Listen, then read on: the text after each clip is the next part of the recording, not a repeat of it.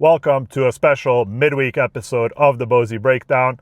I'll be doing these shorter episodes from time to time when there are interesting things happening between race weekends.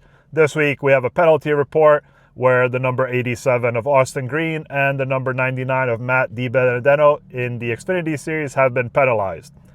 They've been penalized for a rear bumper extension that falls under Rule 14.4.11, Sections C and D. And the modifications they had in pre-race tech did not go over well with NASCAR, so they've been docked 20 driver points, 20 owner points, 5 playoff points, and a $25,000 fine to each team.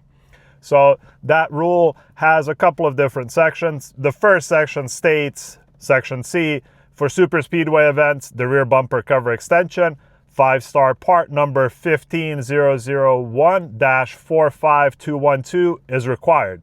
And that basically says that this specific part from this single source supplier must be installed as presented. So Section D says for super speedway events, the rear bumper cover super speedway extension must conform to the following drawing. And I will put this drawing up on screen here if you're watching on YouTube. And basically what that shows is a U-shaped rear bumper extension that mounts to the bottom of the bumper. So what this rear bumper extension does is it obviously traps some air, and to an extent it prevents tandem drafting and just kind of being able to push. But what teams have discovered over the years is that if they can open up a gap from this extension, what that will do is that will let some air escape or leak out from the underbody, and that will make them faster. We've often seen this in races where teams have accidental damage, where things break or something happens during the race to allow a gap to open up.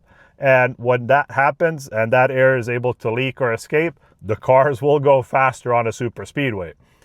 In this case, it sounds like they, whether intentionally or unintentionally, did not have those pieces tight or have them close together before the beginning of the race. So NASCAR was not happy about that, and they are, typically looking for this stuff. This is kind of a big deal, this rear bumper extension at super speedways. So they penalized both of them and gave them, some notice with all this whole line of penalties. In addition to those, we know that the number 5 car of Larson and the number 21 car of Josh Berry in the NASCAR Cup Series went back to NASCAR R&D.